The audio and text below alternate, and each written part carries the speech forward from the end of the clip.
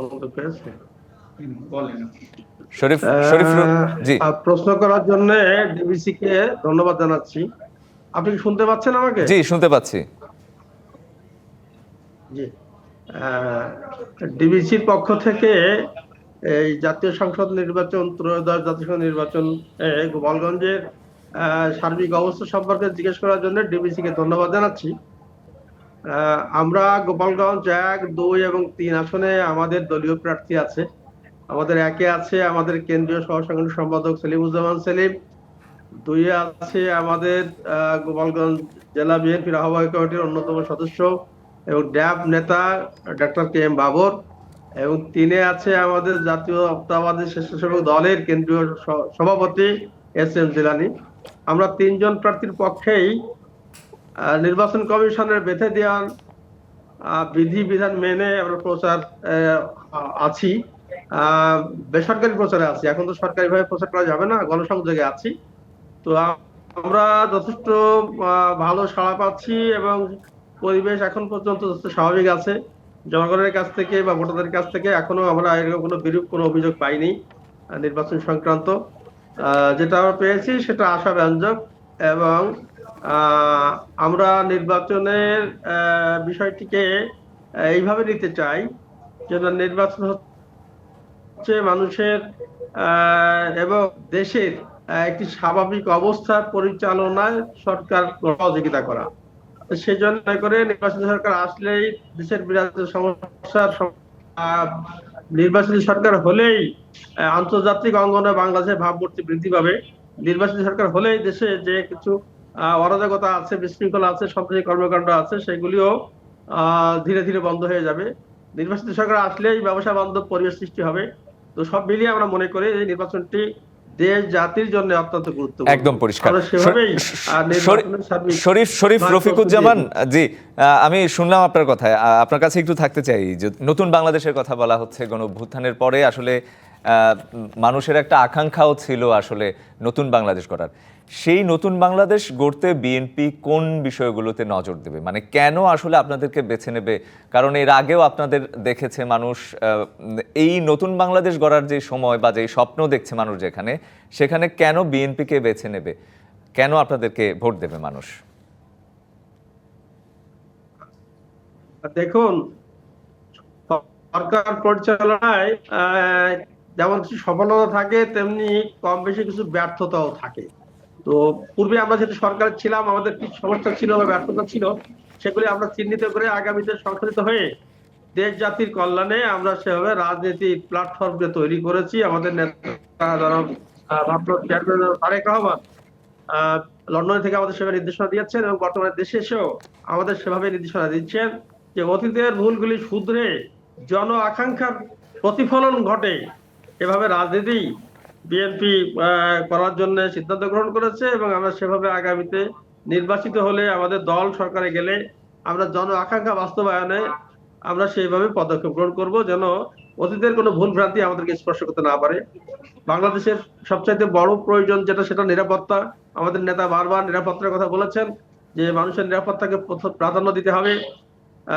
মানুষের বেকারত্ব দূরীকরণের জন্য কর্মবান্ধব পরিবেশ সৃষ্টি করতে হবে এবং সেই সাথে এই দেশের যে বিশৃঙ্খলা বলি আর সন্ত্রাসী কর্মকাণ্ড বলি, সেটাও দমনে আমার দল সরকারে গেলে সেখানে সক্রিয় ভূমিকা রাখবে এবং আমরা সেগুলি জনগণের মাধ্যমে একত্রিত দশা কর্মসূচির মাধ্যমে প্রচার করতে সক্ষম হয়, জনগণ আমাদেরকে ভোট দেবে বলে আমরা প্রত্যাশা করি। জি, আমি একটু যেতে চাই এস এম রেজাউল করিম। আমরা শুনছিলাম কেন আসলে বিএনপিকে ভোট দেবে সেটি আমাদেরকে শরীফ রফিকুজ্জামান বলছিলেন। আমি আপনার কাছে ভিন্ন একটু প্রশ্ন রাখতে চাই। আমরা সারা দেশেই দেখেছি যে জামায়াতে ইসলামী কোনো নারী প্রার্থী দেয়নি। সেক্ষেত্রে গোপালগঞ্জের যেই নারী ভোটার রয়েছে, একটা বিপুল সংখ্যক নারী ভোটার কিন্তু রয়েছে, তারা আসলে আপনাদেরকে কেন ভোট দেবে বা সেই আস্থার জায়গাটাকে আসলে তৈরি করতে পেরেছেন বা পারবেন কিনা যদি একটু শুনতে চাই। একটু সংশোধনী, আমি এস এম নয়, আমি এম এম রেজাউল করিম। জি জি, দুঃখিত। জি ধন্যবাদ। আপনি যে কথাটা বলেছেন, সারা বাংলাদেশে আমরা মহিলা কোনো প্রার্থী দেইনি। গোপালগঞ্জের প্রত্যেকটা প্রত্যন্ত অঞ্চলে আমি প্রকাশ করব না, একটা জরিপ ইতিমধ্যে আমাদের হাতে এসেছে, আমরা দেখেছি সেখানে আমরা মা বোনদের কাছে যেভাবে যেতে পেরেছি, তাদের মর্যাদা, তাদের সম্মানের জন্য যে কর্মসূচিগুলো আমরা করতে চাই, সেগুলো তাদের কাছে আমরা ব্যক্ত করতে পেরেছি। সেখানে আমরা দেখেছি মহিলাদের বড় একটি অংশ আমাদেরকে সমর্থন করে। কারণ বিশেষ করে নিরাপত্তার দিক থেকে আপনি দেখবেন সারা বাংলাদেশের বিশ্ববিদ্যালয়গুলো, সেখানে ছাত্রীরা যেভাবে আমাদের ভোট দিয়েছে, তারা মনে করছে যে আমাদের নিরাপত্তার জায়গাটা এখানে। অতএব আগামী দিনে জাতীয় সংসদ নির্বাচনেও মা বোনরা চিন্তা করবেন যে আমাদের মান সম্মান ইজ্জত এবং আমাদের নিরাপত্তা কোথায়। বিশেষ করে আমাদের আমিরে জামাত বলেছেন, জামাত যদি সরকার গঠন করে, মা বোনদের জন্য 2 ঘন্টা কর্মঘণ্টা কমিয়ে দেওয়া হবে, যাতে তারা পরিবারে যে শ্রম দেয়, কষ্ট করে কাজ করে, এরপরে আবার যেখানে কর্মজীবন সেখানে কাজ করে, এইটা বিবেচনা করে মা বোনদের জন্য আলাদা 2 ঘন্টা কর্মঘণ্টা কমিয়ে দেওয়া হবে। এদিক থেকে আমরা চিন্তা করছি যে মা বোনরা আমাদের উপরে নির্ভর করছে এবং আমাদেরকে ভোট দেবে ইনশাআল্লাহ। জি, আমি সবই বুঝলাম, কিন্তু আপনাদের কোনো নারী প্রার্থী নেই, মানে এটি আসলে কেন? এটি আসলে বা কর্মঘণ্টা কমে গেলেও কি আসলে এক ধরনের বৈষম্য তৈরি হবে না? মানে এটি কি তাকে মানে বাড়তি সুবিধা দেয় কিনা, বা সেটিই বা কেন দেবেন? আমরা আপনারা জানেন আমরা নির্বাচনে আমাদের অন্য ধর্মের, সনাতনী ধর্মের বন্ধুদেরকেও আমরা বাছাই করে নিয়েছি। আমাদের মধ্যে যারা আছে তারা সরাসরি আসলে নির্বাচনে আগ্রহ ব্যক্ত করেনি, যার কারণে এই বিষয়টা হয়েছে। আমরা গোপন ব্যালটের ভিত্তিতে মতামত নিয়ে থাকি বা তার ব্যক্তিগতভাবে মতামত নেওয়া হয়। তো সেই মতামতের দিক থেকে সরাসরি নির্বাচনে আমাদের কোনো বোনরা সেভাবে আসার জন্য ব্যক্ত করে নাই বা আসতে চায়নি, বিদায় বিষয়টা এভাবে হয়েছে। অথচ আমরা বিশ্ববিদ্যালয়গুলোতে সব জায়গাতে আমরা দিয়েছি। আমাদের শুরা বডিতে আমাদের মহিলা আছে, কর্ম পরিষদে আছে, সব পর্যায়ে আমাদের রয়েছে। একদম পরিষ্কার।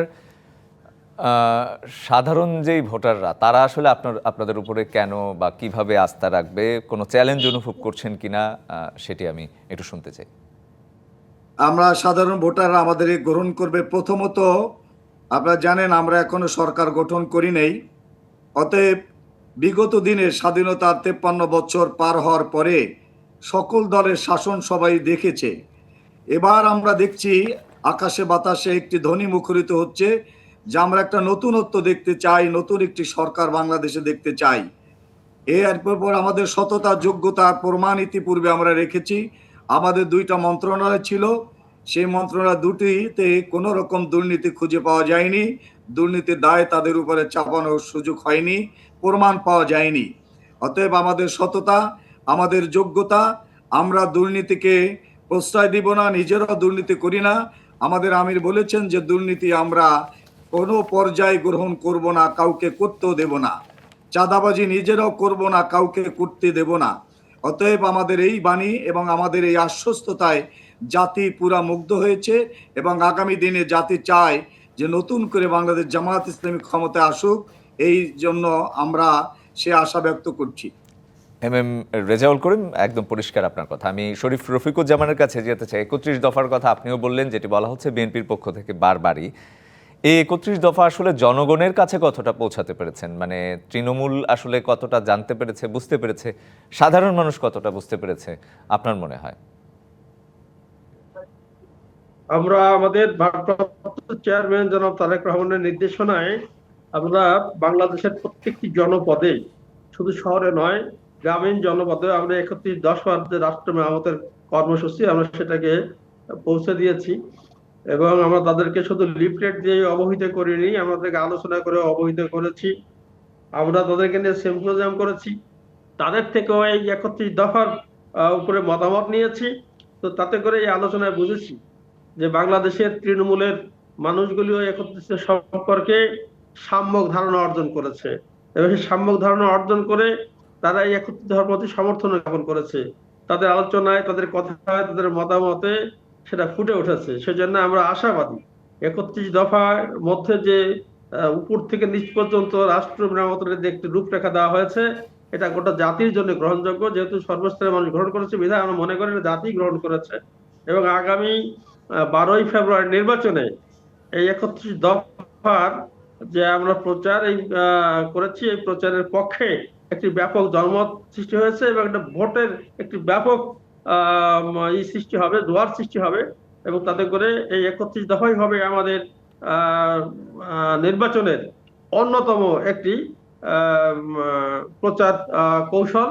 এবং 31 দফাই হবে আমাদের আগামী নির্বাচনে ভোটারদেরকে আকৃষ্ট করার, গোটা জাতিকে আশ্বস্ত করার একটি বিশেষ প্রস্তাবনা, এবং তাতে আমরা সফল হবো ইনশাআল্লাহ। জি, আমরা যেটি দেখেছি যে কৃষকদের কথা আপনারা বারবারই বলছেন, এবং বাংলাদেশে কৃষি নির্ভর দেশ এবং একটা বড় জনগোষ্ঠী কৃষির উপর নির্ভরশীল। সেই ক্ষেত্রে কৃষকদের কাছে আসলে কতটা পৌঁছাতে পেরেছেন? আপনাদের যে কৃষি নিয়ে নতুন যে পরিকল্পনা, যে নীতি আসবে বা আপনারা যেটি ভাবছেন, সেটি কি পৌঁছাতে পেরেছেন কৃষকের কাছে? যে আমরা যেহেতু বাংলাদেশ কৃষি প্রধান দেশ, কৃষি বাংলাদেশের প্রাণ, কৃষি বাংলাদেশের মানুষের প্রাণ, শুধু কৃষকদের প্রাণ নয়, কৃষি বাংলাদেশের সকল মানুষের প্রাণ। যেটা আমরা কৃষি পণ্যের উপর নির্ভরশীল, আমরা কৃষি পণ্য বিপণন করে, বিক্রয় করে, অর্থ উপার্জন করে সেটা দিয়ে সাংসারিক অন্যান্য প্রয়োজন মেটাই। অতএব কৃষি আমাদের আসল। তো সেক্ষেত্রে আমরা আমাদের দলীয় নির্দেশনায়, আমাদের দলীয় নেতা তারেক রহমান সাহেবের নির্দেশনায় আমরা কৃষকদের কাছে একটু বিশেষভাবে যাওয়ার চেষ্টা করেছি, যাতে করে কৃষক যেন শুধু শিক্ষিত মানুষ বা সচেতন মানুষই শুধু এই 31 দফার মর্ম বুঝবে তা নয়। কৃষক যেহেতু সংখ্যায় বেশি, কৃষক যেহেতু বাংলাদেশের অর্থনীতিতে বিশেষ অবদান রাখে, এই জন্য আমরা কৃষকদের এবং তাদের কাছে একদম একদম পরিষ্কার। শরীফ রফিকুজ্জামান, একদম শেষ দিকে যদি সংক্ষেপে একটু শুনতে চাই যে দলীয় কোনো অন্তর্কোন্দল আছে কিনা? আপনারা বড় দল, বিএনপির সাংগঠনিকভাবে বেশ বড়, একের অধিক প্রার্থীও থাকে এবং স্বতন্ত্র প্রার্থী নিয়ে কঠোর বার্তাও দেওয়া হচ্ছে। সেই ক্ষেত্রে গোপালগঞ্জ জেলায় আসলে বিএনপির কোনো অন্তর্দ্বন্দ্ব, অন্তর্কোন্দল যাই বলে না কেন, মতবিরোধ আছে কিনা কিছু? দেখুন, বড় দলে অনেক যোগ্য প্রার্থী থাকে। তো সবাই চায় যে নমিনেশনটা তার অনুকূলে আসুক। আমিও নমিনেশন প্রত্যাশী ছিলাম যে নমিনেশন হয়তো আমাকে দেওয়া হবে। আমার সাংগঠনিক যে অবদান, আমার যে বিশেষ বিগত সরকারের, ফ্যাসিস্ট সরকারের সময়ে আমি যেভাবে নিগৃহীত হয়েছি, আমি কারাবরণ করেছি, আমি গোটা জেলাব্যাপী আমার সাংগঠনিক তৎপরতা দিয়ে একটি শক্তিশালী সংগঠনকে দাঁড় করিয়েছি, ইউনিয়ন পর্যায় পর্যন্ত, ইউনিয়ন ওয়ার্ড পর্যন্ত। তো আমি আশাবাদী ছিলাম যে আমাকে হয়তো নমিনেশন দেওয়া হবে। কিন্তু দলীয় বিবেচনায় আমাকে না দিয়ে আমাদের দলের আমার কমিটি একজন সদস্যকে দেওয়া হয়েছে। যেহেতু এটা দলীয় সিদ্ধান্ত, সেজন্য যেমন আমি যেমন মেনে নিয়েছি, আমাদের অন্য অন্য নেতৃবৃন্দ যারা প্রত্যাশা করতেছিলেন, তো তারাও হয়তো বা শেষ পর্যন্ত এটা মেনে নেবেন, এটা আমি মনে করি। আর যদি সেটা মনে না করেন, তাহলে দলীয়ভাবে যে সিদ্ধান্ত আসে কেন্দ্রের থেকে, আমরা সেভাবেই পদক্ষেপ গ্রহণ করব। আর বড় দলে কিছু মত ভিন্নতা থাকে, কিন্তু এটাকে আমি কোনো দলের মধ্যে কোনো গ্রুপিং বা দলের মধ্যে কোনো বিশৃঙ্খলা হিসাবে দেখছি না। একদম একটু পরিষ্কার। ভিন্ন মতের লোক থাকতেই পারে, সেটা আমরা এক পর্যায়ে গিয়ে সমন্বিত ভাবে আমরা ধানের শীষের পক্ষে কাজ করতে পারবো।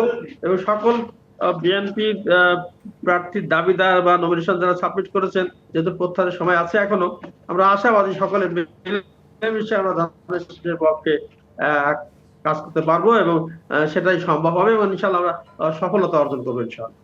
একদম পরিষ্কার। শরীফ রফিকুজ্জামান, এম রেজাউল করিম, দুজনকে অসংখ্য ধন্যবাদ আজকে গোপালগঞ্জ থেকে যুক্ত হয়ে আমাদের সাথে সময় দেওয়ার জন্য।